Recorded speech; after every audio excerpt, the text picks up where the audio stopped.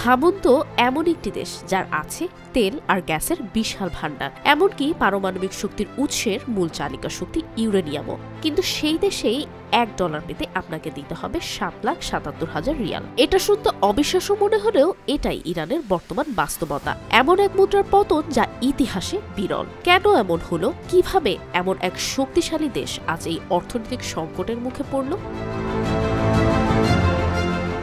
Iran তেল ও গ্যাসে পরিপূর্ণ একটি দেশ, তবে এর বিপরীতে রয়েছে জটিল রাজনৈতিক ও অর্থনৈতিক সংকট।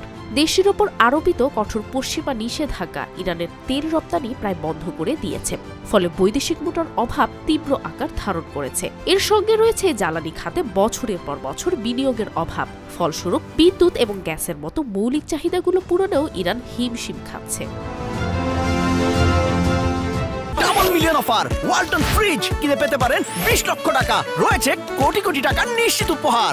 এবার একটু পরিসংখ্যান দেখা যাক। 2018 সালে $1 বিনিময়ে পাওয়া যেত 1,35,000 ইরানি রিয়াল। 2020 সালে তা বেড়ে দাঁড়ায় 2,53,940 ইরানি রিয়ালে। 2022 সালে তা আরও বাড়ে হয় 4,27,000। আর 2024 সালের 18 ডিসেম্বর এই সংখ্যা দাঁড়িয়েছে প্রায় 7,77,000-এ।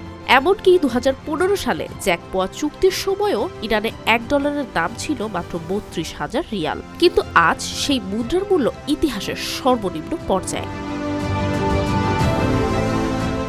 ইরানের কেন্দ্রীয় ব্যাংকের গভর্নর মোহাম্মদ রেজা সম্প্রতি জানিয়েছেন যে $22 কোটি সমপরিমাণ বৈদেশিক মুদ্রা দেশের বাজারে ছাড়া হয়েছে। তবে এতে আদৌ সমস্যার সমাধান হবে কিনা, এটাই এখন বড় প্রশ্ন।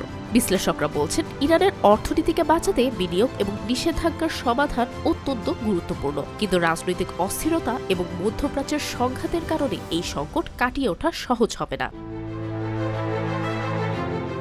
তাহলে প্রশ্ন রয়ে যায়, ইরান কি এই সংকট থেকে ঘুরে দাঁড়াতে পারবে, নাকি মুদ্রার এই পতন দেশটির অর্থনীতিকে আরও গভীর সংকটে ফেলে দেবে? সময়ই দেবে এই প্রশ্নের উত্তর। বুশরা সুলতানা, RTV।